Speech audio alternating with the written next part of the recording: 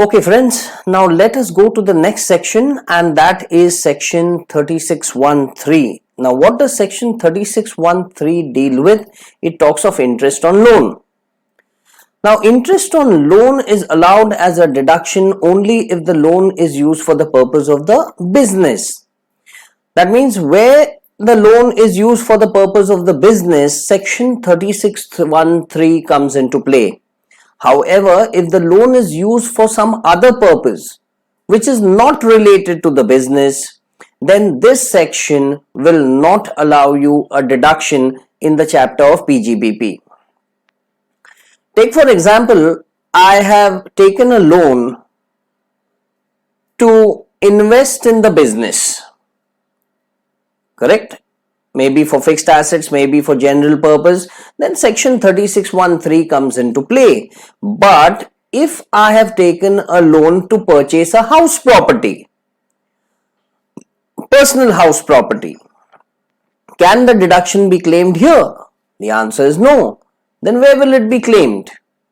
In the chapter of income from house property under section 24B. If you've taken a loan for the purpose of son's marriage, that is a personal expense, and personal expenses cannot be allowed as deduction. So, if you want a deduction under section 3613, it becomes very, very important that the loan should be related to your business. Okay? If not, you are not going to get the deduction. Now, if the loan is related to the business, then it could be under two possibilities. One is the purchase of fixed asset, and the second, the loan could be used for any general business expenditure. When I say general business expenditure, I mean you've taken a loan to pay staff salaries, you've taken a loan for the purpose of, let's say, purchase of materials, working capital loans, or for any other business use which is not a purchase of fixed asset. So, interest on loan, once again, it should be related to the business, and then with respect to the business, we analyze it in two parts. Number one, the purchase of a fixed asset, and secondly, if it is used for any other general business use. Now, my dear friends, if it is used for any other general business use, it will be allowed as a deduction subject to section 43B. It will be allowed as a deduction subject to section 43B. And what does section 43B say? That look, the interest has to be actually paid up to the ITR due date. We'll be dealing with section 43B separately. As of now, you just understand that it will be allowed under section 3613 read with section 43B. Now, if the loan is used for the purchase of a fixed asset, then the interest will be allowed as a deduction, but there are again two possibilities. That interest which is related to the period before the asset was put to use cannot be claimed as a deduction directly under this section. I repeat, that interest which is related to the fixed asset before it was put to use, before the date of put to use, cannot be allowed as a deduction. The reason is very simple. It is pre-interest, it has to be capitalized, and then we can indirectly claim the deduction by claiming depreciation on the capitalized actual cost. What it exactly means, I'll explain it with the help of an illustration. Correct? And whatever interest is related to the period after the fixed asset is put to use, or from the date the fixed asset is put to use, will be allowed as a deduction under this section. Again, remember, it is subject to 43B, which we will deal with a bit later. One more very, very important point which you should understand here is any interest which is related to the fixed asset prior to commercial production, any interest which is prior to commercial production will always be capitalized and cannot be allowed as a deduction. Now, this impact, whatever you see here, is section 36(1)(3). Correct? The proviso to this section also read with explanation number 8 to section 43(1). And also we have considered the interpretation of the Supreme Court given in the case of Challapalli Sugars Private Limited. So what we have done is 36(1)(3) along with the proviso to the section, along with explanation 8 to section 43(1), that is actual cost, and the verdict of the Supreme Court in the case of Challapalli Sugars Private Limited is all in your chart. If you know this chart, you know each and everything. Okay, so we've covered all aspects theoretically. Now let us take a practical example to illustrate what we are saying, because when we do illustrations, our concept is much more cleared than learning rote theory. So let's proceed from here. We'll take a small example.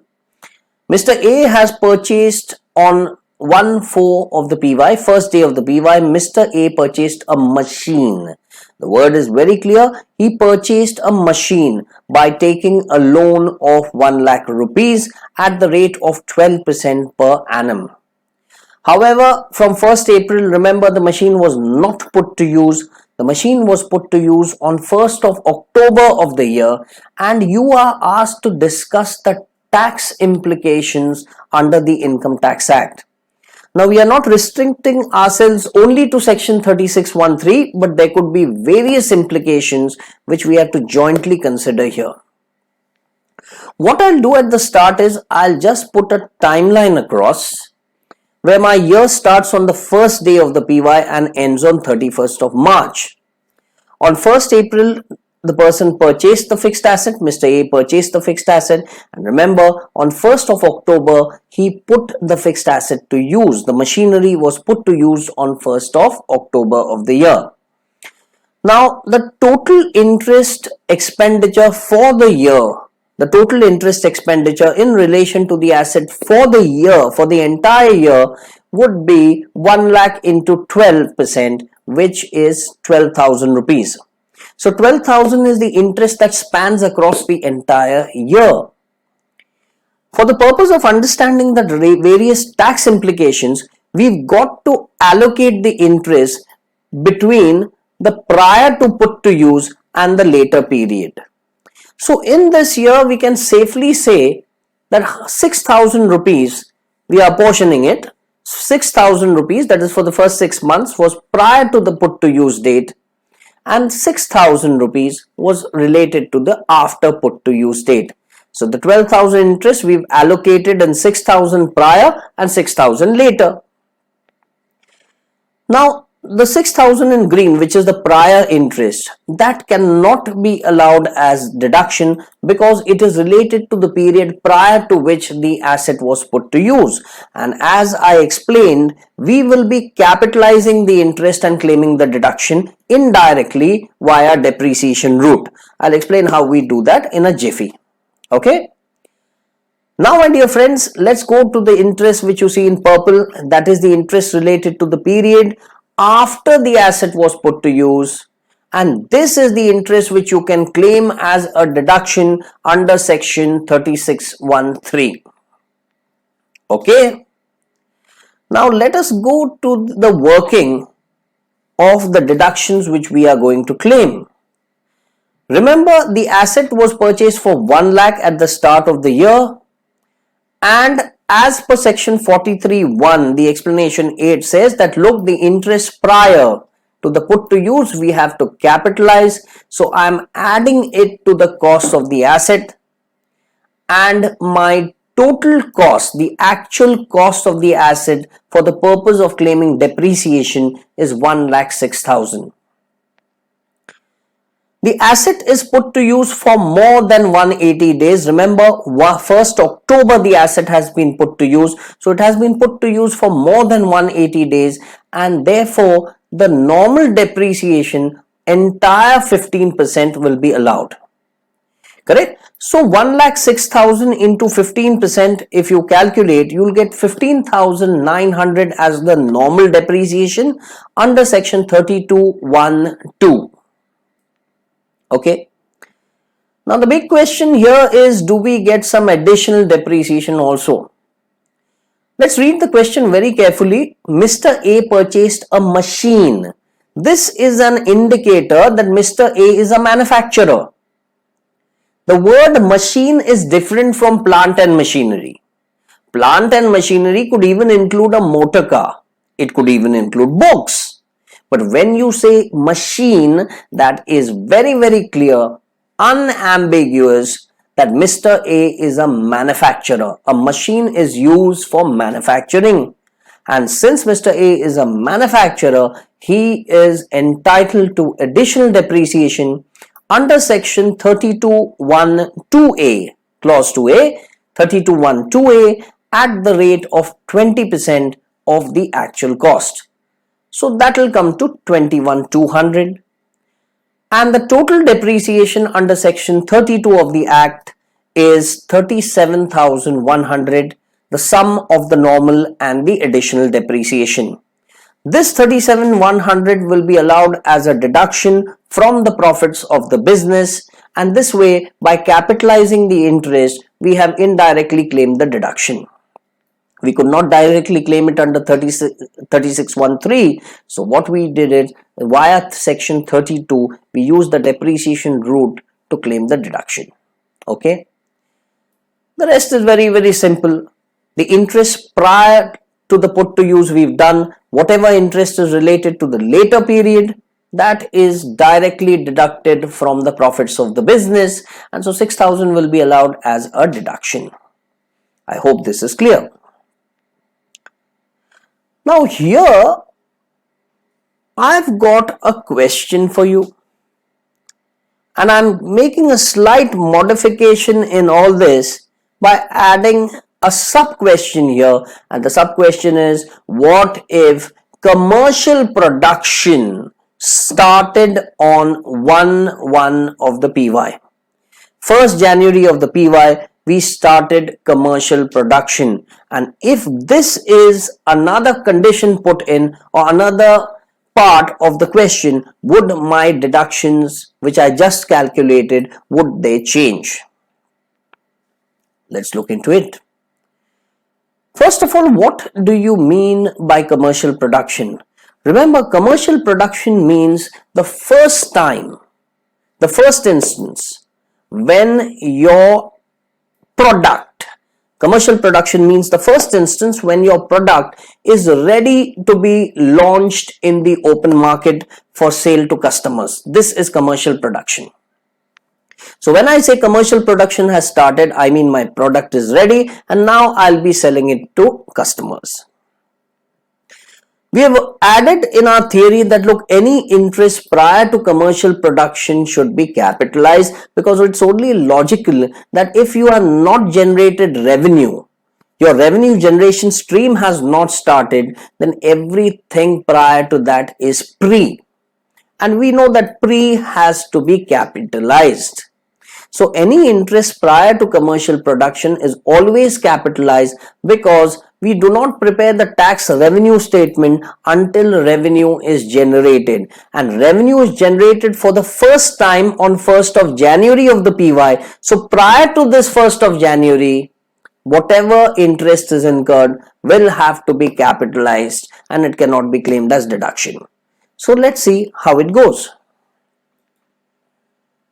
Here we go. Once again, we've got a timeline, and on the timeline we plot. Number 1, the purchase. 1st October, we put the asset to use, and 1st January, we started commercial production.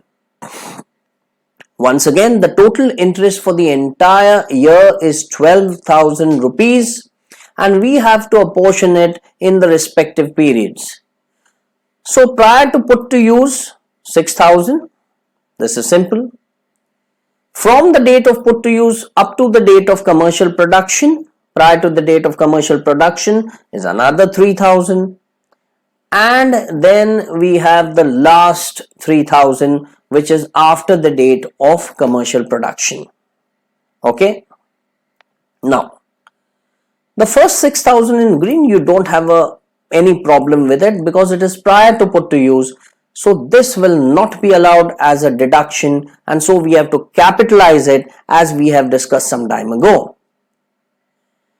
Remember, whatever interest is incurred prior to commercial production also has to be capitalized, because there was no revenue generation. What was taking place was a manufacturing process. What was taking place probably was trial runs, and therefore any interest prior to commercial production will also be capitalized. Correct? Now, so that is 3,000. And another 3,000 relates to the period which is after the date of commercial production, and this you can claim as deduction under section 36(1)(3) because there is no restriction on claiming the deduction. So let us once again do the calculation. Now, since you are in tune with things, it will be a bit smoother. Purchase price was 1 lakh. Now, how much is the interest which we will capitalize? It is 6 plus 3, 9,000 will be added to the purchase price to get the actual cost of 1,09,000. So, we've capitalized the interest of 9,000. On this, the normal depreciation, 15% of 1,09,000 will be 16,350. And the additional depreciation of 21,800, which is 20% of the actual cost of 1,09,000. You add both, you get 38,150 as the total depreciation under section 32, which you are going to claim as deduction from the profits. And the 3,000, which is after the date of commercial production, that will be deducted directly from the profits of the business. So this was your section 36(1)(3) interest on loan, which we have discussed in great detail.